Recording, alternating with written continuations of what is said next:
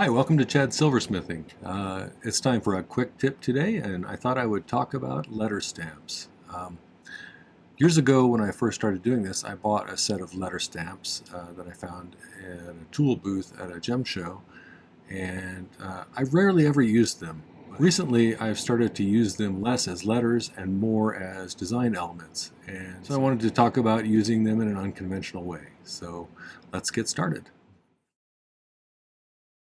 So this is one of my design idea sketchbooks that are available on my merch store. This particular one has some flow temperatures of various types of solder, which is kind of useful to know. Some of the other ones have different information like conversion charts or ring sizing information, things like that. It's kind of useful to have some of those things, but the most useful part of these for me are these dot matrix in the background here, because it helps me to draw better pictures, as I'm not that great of a two-dimensional artist here. So I have found that it's really nice to have a record of the different projects that I've done, and it's been nice because then I can revisit them later and remember how to do it without having to dredge my memory for it or recreate the project from scratch. That's no fun sometimes. So today we don't have much of a drawing because I'm not doing a project so much as talking about ways you can use your letter stamps in a different way. So the shapes of different letters can be used as design elements when stamping, and I find much more opportunity to use them in that way than I do to actually spell out words. It's nice to make pieces of jewelry that have a little positive message on them or something, but it's also nice to be able to add some kind of design elements into pieces in an unconventional way. I find that useful sometimes. The first way I think I realized that I could do that and thought about it that way was I was making a snake ring, and one of the options I had was to use some pattern wire. The other one was to take some half-round 8-gauge wire and then stamp it with something to make it look like a pattern on the back of a snake. And I did it with the X, and it worked out pretty well. It looked really nice. I ended up using the pattern wire because it looked almost exactly like snakeskin, and so that was what I went with. But it would have been a very good snake with that X pattern too. And I'll show you what it looked like. I took a piece of copper here so we could test it out a little bit and see how it looks. We'll see if I can do this in a neat way or not. Okay, so I'm just going to try and line it up as I go here. There's an X.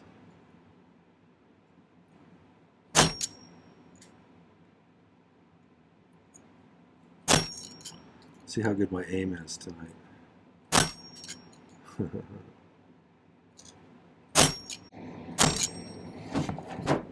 I didn't do that one all that great, but you get a respectable kind of snaky pattern there.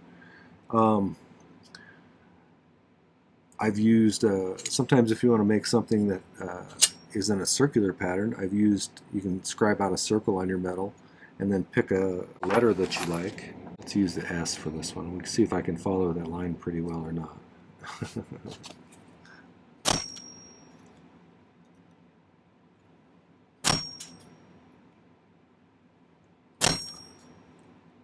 If I do it neatly enough, it ends up not looking like letters at all because the pattern just kind of comes together as a pattern.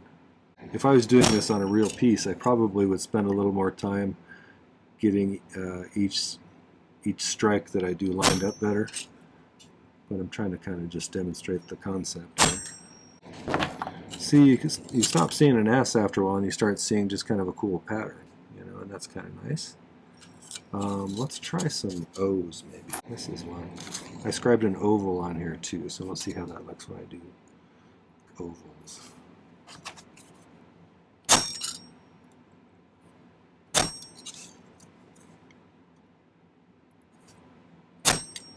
If you just did it at the top, you could make like a foot. These could be toes. Around a, if you did it around a circle like that, that would look like a flower. So, we could also try using some combinations of stamps. Let's try doing something like that. Here's a T. Let's try that.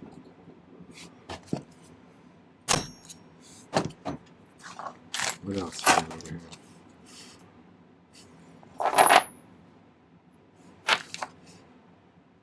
has a C.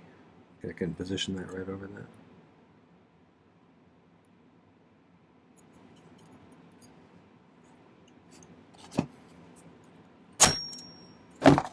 That's kind of cool. This is a U.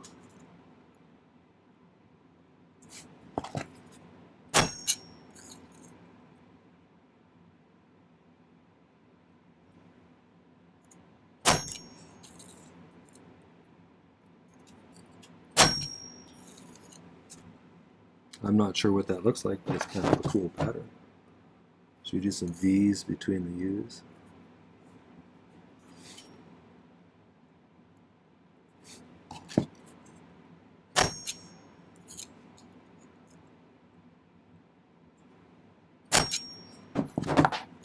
Looks like some kind of plant, maybe. I got that V a little bit off center, but you know, with a little practice you could probably get it pretty nice. Let's see what else we can come up with. I've used H's for things before. H's are interesting, so.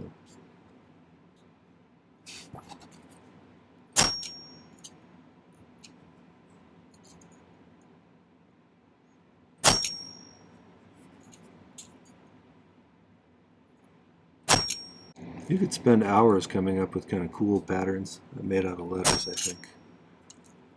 And I think it would allow you to create some really unique pieces, probably.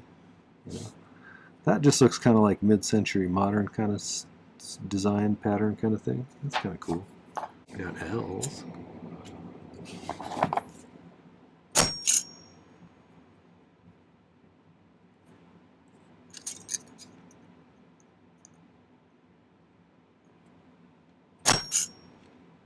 That's kind of cool. Sort of frame things with it.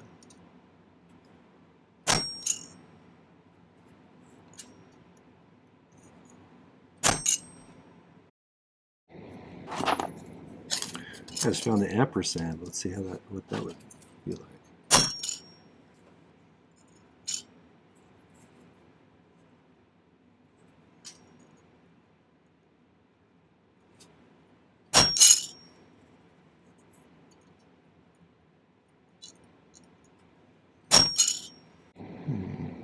Interesting.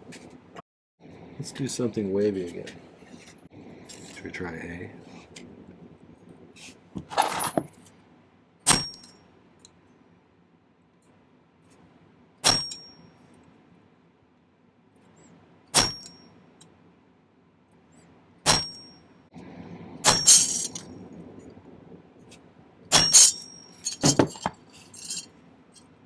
That looks very like what you might expect, a hairy tail on some creature. That would work for that, probably. So, you know, the various things you could come up with the different letter stamps are probably infinite. And so, you know, just sometimes spend some time with your letter stamps if you have some of those, and practice on a piece of copper sheet like this and see what you can come up with. I bet there will be some really cool patterns you could create that would embellish your pieces, you know.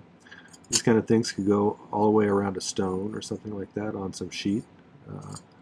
Or you could incorporate these things as embellishments for a flower, you know, or that. Or whatever. There's a lot of situations where you could use these little stamps. Even just the I stamp, which is just a line, I've used that oftentimes to create a line where I needed a line. Use your imagination. I'm really curious about people who make their own stamps too, so I've never done that, but I've always been interested. So if anybody knows how to do that, I'd love to hear it. But tell me what your tricks are using stamps. I'm always curious to find out what you guys do too. So, all right, well, see you on the next one. Okay, well, that was using your letter stamps in an unconventional way. I hope you found something valuable in this video. If you did, I would love it if you'd hit the like button before you go. And I would love it even more if you'd go to my main channel page and check out some of my other videos. I have I keep saying 700, but I have 600 on YouTube. I have another 100 or so on Patreon. So, so yeah, we just passed 600 on YouTube, and that's amazing. So there's lots of content there. I think you'll find that there's almost certainly something else interesting or useful you can find over there. So check it out. and subscribe to my channel. I would love it if you did that. There's no cost to it. You can even hit the little bell and get notifications of when a new videos come out. I do them on Tuesdays, Thursdays, and Saturdays generally. So you get 3 per week, and that's how I ended up with 600 videos there. Before we go, I wanted to thank a couple of groups of people. My patrons over on Patreon are my core group of supporters. They're a marvelous group of people with a lot of talent and who are super nice. Thank you for making that environment over there that way, and also thank you for your financial support. It's really important in keeping me afloat here, so thanks for that. I have a new one over there, Sherry. Thank you for signing up. I think you'll find, as I have, that that's a great group of people over there, so make sure to get to know a few of them. The other group of people are my YouTube subscribers. We just passed 27,000 subscribers, which is amazing. Thank you so much for that. Thank you for the wonderful comments that you leave. I've met so many nice people through YouTube, and I really do appreciate the nice comments. So thanks also for your financial support, the buy me a coffees, the super thanks, the buying my merch or my ebooks. Those kind of things keep my channel sustainable, and I couldn't do it without your help, so thank you. Finally, visit the video description down below. There's some important links. If you want to find out more about my Patreon, there's a link to that. You can check out the various tiers of membership there. There's a link to my merch store if you'd like to get yourself a little present, like one of those nice design idea sketchbooks that I showed you at the beginning. There's also some other merch there too, so get yourself a present or two. And finally, there's a link to my newest ebook, which is a guide to 2025's tutorials. It has a page for each of the tutorials I did. It's over 170, I don't remember the exact amount. But on each page there's a link to the tutorial. There's a picture of the sketch I drew prior to doing it. There's a picture of the final product. There's a list of materials you need to create that piece. There's stone information if there's any stones in it, and there's a difficulty rating. And finally, I made some notes about each of the projects too, things I might have done differently if I was to do it again, mistakes I made, things that I learned from the project. I almost always learn something new when I try something new. So it's a super good guide for a whole bunch of projects. I think it'll keep you busy for a while if you start making those. And it's a great way to support my channel. So thanks in advance if you do that. All right, well, thanks for watching today. Take care. Happy silversmithing.